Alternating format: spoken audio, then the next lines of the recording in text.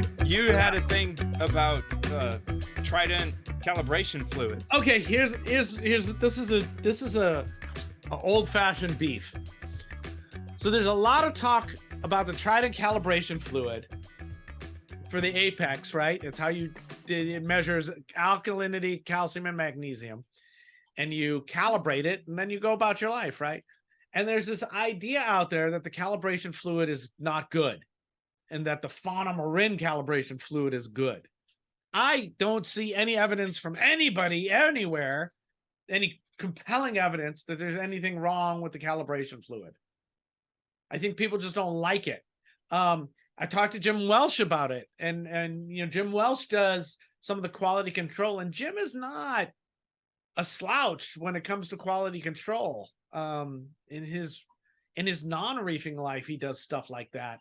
And hell, in the Discord, he talked about how what he does to check a batch, and it's a lot.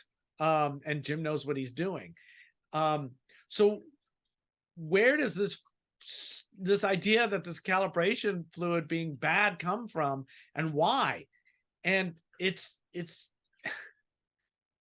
comes from, as far as I can tell, from people trying to compare their results with their Trident to their, you know, titration kit. Can't do it. And it's like, what are you doing? They're different. Of course they're going to be different. You know, any two tests are always different. So people have gotten themselves into a tizzy. Plus there's the anti-apex contingent out there that just wants to hate on everything apex, which is fine. But I if anybody has compelling evidence that there's something actually off with the Trident solution, let me know. But what I think is happening is people test with their Trident and they get some numbers, and they test with several other test kits and the numbers don't match up and they freak out. And then they go to ICP and go, well, let's compare it to ICP. And it's like, well, ICP doesn't test alkalinity.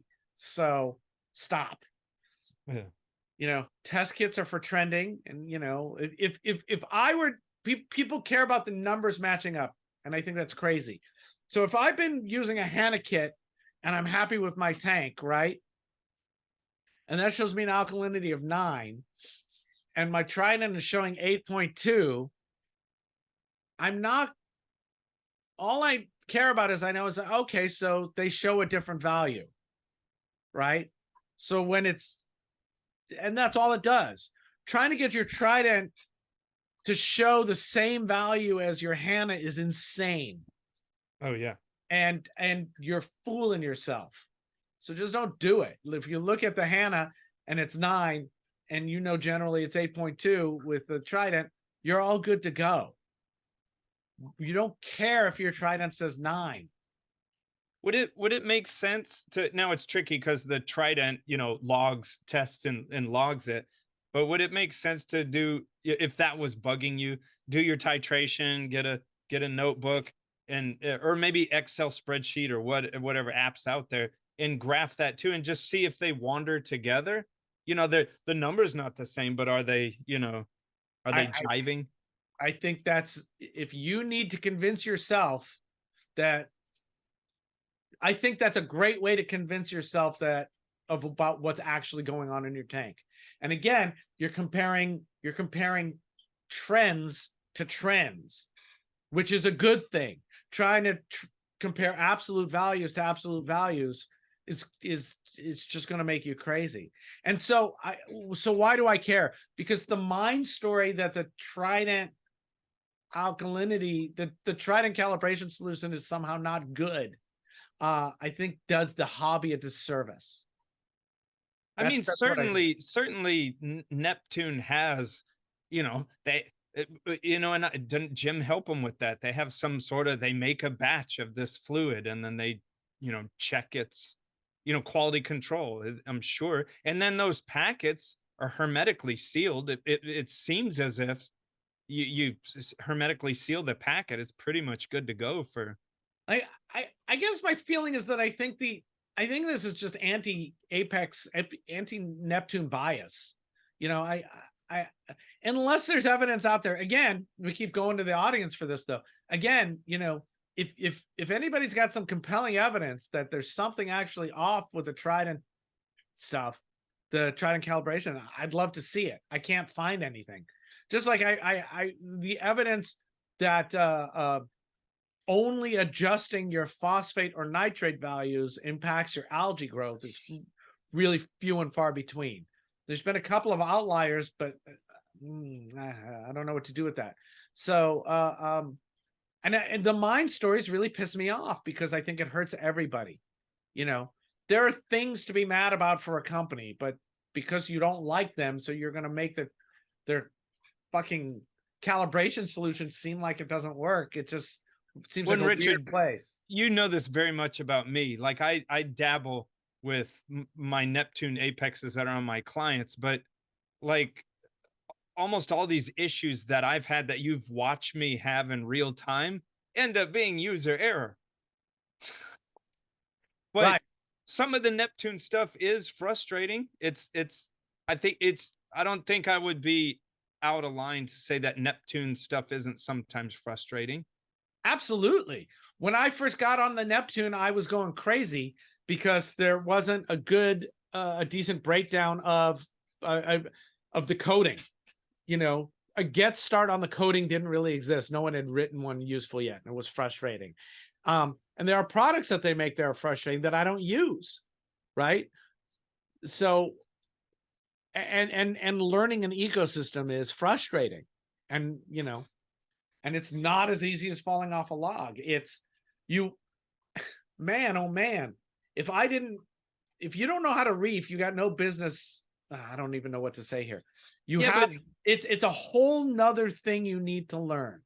Do you think, I believe we talked about this on a show before, but people think you order an Apex Trident, you pull it out of a box and put it near your reef tank, and it's just boom. And it's just, and with very little input in steering, it just tells you all the things you want to know. And if that was your expectations going into it, first of all, I wouldn't know where you got those expectations, but you would become very frustrating because it's not a vehicle that doesn't, you know, it doesn't steer itself. It requires some input. You got to change I see all these people make, you know, because the deal where it picks up the little tubes in the tube holder. There's a lot of aftermarket things that don't do anything. Really? And it's like, I know they get wonky when it gets close to the end of the calibration fluid. Yeah, but so the needles and the cones at the top of it's the cone. It's not the needles. They all come with the needle, but there's a cone that you put in top of your reagent bottle that the idea is that it keeps the needle in the right place so it doesn't suck air or something like that. It's like, that all comes from the same place as the Trident versus your home test kit. It's trying to get the values to line up to another test kit. So people do all these contortions to try to do it. And in the end, meh, right? Or even worse, they do it and it's like, oh, see, it's all better now. And it's like, it's got nothing to do with what you just did. Because I've tried all that stuff and gone away from it, and it doesn't make a difference. If you get to, you know what, when your readings go wonky towards the end, you know what that means? It means change your fucking reagents. It's not, you know, I love, and I could be wrong on this, I love the budget people, but trying to save 35 cents or $1 by getting 10 extra tests or whatever, it just seems like it's so much work. Just change it. The machine is telling you it's coming close to time to change your reagents. You know what? Change your reagents. In the scheme of it, you could just have it as a sign of that's your alarm, your alert. Right. Well, that's what I do. It's like, oh, look, my numbers went goofy. Must be getting, that just happened this week. And I went, must be getting close time to change. Well, and that's another thing. And that ties into the main thing we were talking about, money, is I don't feel like a Trident is a budget piece of equipment, because it's not. No. And then second of all, is what I'm very strongly with is you don't need a Trident to have a great reef tank. That's true also. No, absolutely. Absolutely. The automation, and I'm a big fan now of automation. I wasn't at first. I really didn't trust it. Took me a while. I freaking love it now. But I'm a crazy person. And my system is crazy. And at the same time, it's not. But it's the system is very specifically designed to do two things. One, let me control spawning, right? And two, to allow me to go away for 3 weeks and have nothing bad happen. That's why my system is complicated like it is, but it's also simple like it is. It's complex, not complicated. But you certainly don't have to do it this way. This is, and let's be real, this is, 20 years in the hobby and me dicking around with it. It's like, so my Apex octopus spreading, that's been going on since 2015. It's not like I went boom, and give me everything. It was this very slow build up of, okay, so the Apex really works. It really does turn off my metal halides when it gets too hot, and that's really wonderful. And that put one pump on it and put this other thing on it. And then it's like, okay, over the years, and I'd like to know what the temperature is over here as well. And I'd like to dose this over here. And and now it's this sprawling ridiculousness, but it works for and all those little facets. That's the key though, is I want the listener or the viewer to, all those little things. Richard wants to know the temperature over here was, sometimes those things go awry. It doesn't mean that the whole thing's bullshit. It's just, it requires some, checking things out. Maybe a temp probe came out, or maybe something weird's going on, but it caused you to go over there and check it out. Right. You don't just pull this stuff out of a box and it just runs your life. Right. Here. We're not there. We're not there yet. I'm going to share my screen with you real quick. Yeah, go for it. Because I think this will be a little interesting and will show what I'm talking about how you have to know how it works. You can't just use it, right? Okay. Are you seeing my Apex screen now? I am. Okay. I could show you all kinds of things. What am I going to show you here? Just this part here. These 4 things in this corner here on the left. All right. Those are all the salinity probes I have right now on my system. Really? Right? The display tank salinity is coming in at 33.1. The display tank alternative salinity is coming in at 14.2. The breeding tank specific gravity is coming in at 30. Salinity is coming in at 33.5. The frag tank salinity is coming in at 53.8. Right? So should I freak out? No. Because I know what each of these is doing and why it's stupid. And why do I have 4 salinities on my tank in the first place? That's a dumb idea, right? No. Right? Now it's like, which one is right? I could totally get caught up in chasing these numbers. Well, just out of interest, can you tell me why would the one be 14.2? Because it's a shitty probe.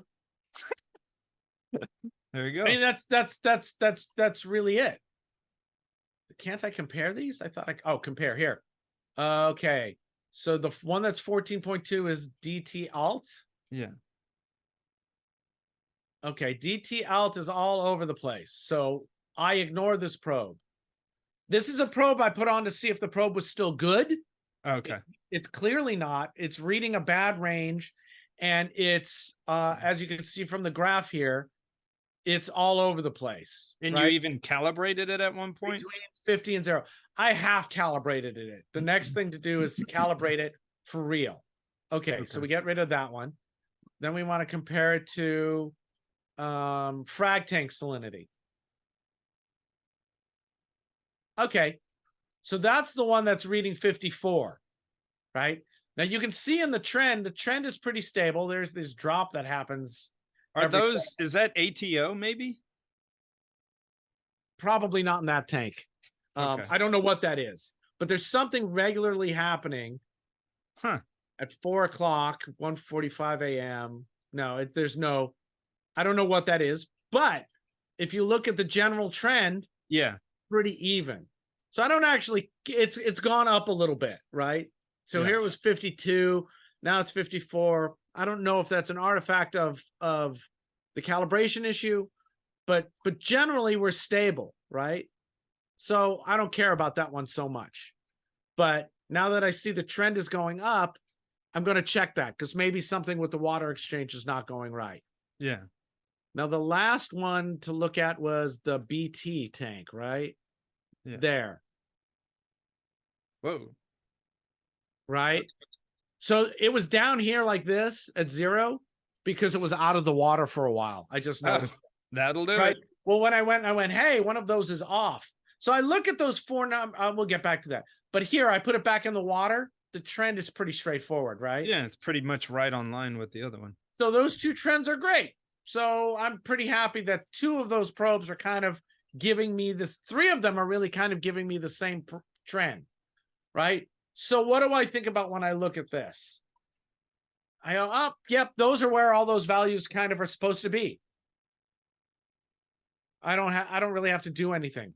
I might go and chase this DT, the alternative one, but probably not. I'm probably going to chase the frag tank one because this is saying to me that there's probably something going on with the probe, but it's stable. And the other 2, the 2 that I trust that get along right, look at the numbers, right? They're even matching in numbers, 33 and 33.5. Yeah. And then I go look at my refractometer. We can get out of the screen, right?